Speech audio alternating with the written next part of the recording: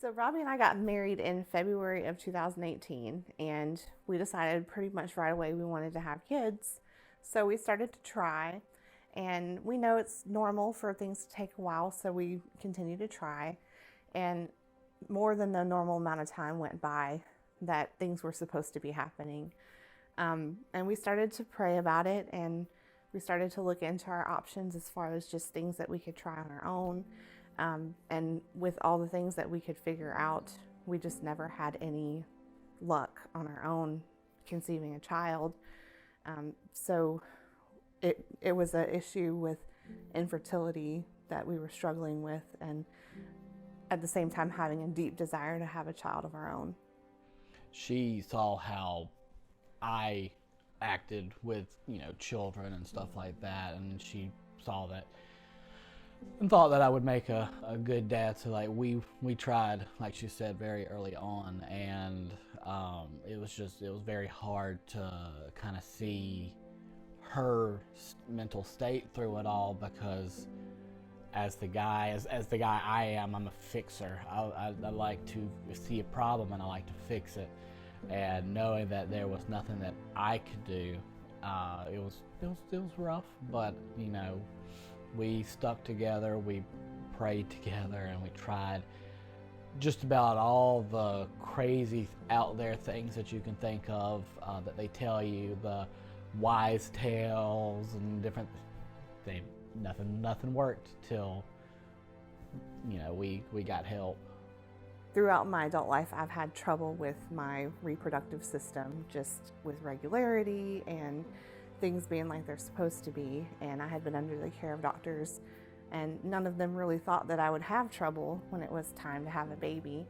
I was diagnosed with polycystic ovarian syndrome, but most people who have it have no problem having a baby.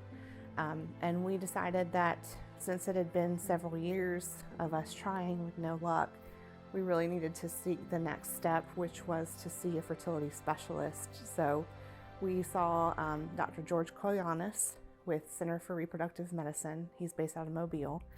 And in our first meeting with him, we immediately just felt like this was the right call. This was where God was leading us, because I just had read about Dr. Koyanis, and I had stumbled across a blog where they were talking about he is open with his faith, and Dr. Koyanis is a believer. So in our first meeting with him, I mentioned, that we felt that God had led us there, and that we hoped that he would be the one to help us, because we felt like God had placed him in our path.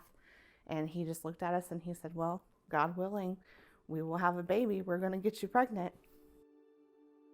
Through the process, of course, we were asking God to help us, to give us hope, and to prompt. I guess I was looking for something to help me keep going, that God would give me.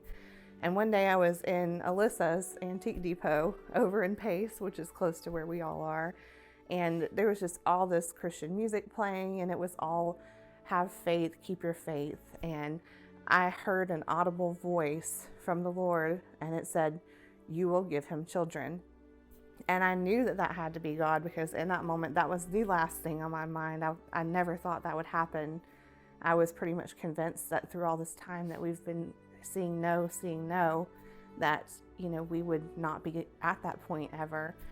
And of course, that was really reassuring, and it gave me a high for a while. Didn't realize that it would be several more years before we would see that promise fulfilled. But from that point forward, we were trying with this invisible promise that we already knew we were going to have children. And that was something very reassuring for us. The church family being by our side the entire time has been, nothing short of amazing. And it didn't take the full burden off, but I mean, it did make it easier to carry, to know that we had people that were in our corner fighting, praying, and all that stuff that we needed. We would get texts from Steve, and every time we got to the church, everybody would be asking like how you're doing, what can we pray for you about?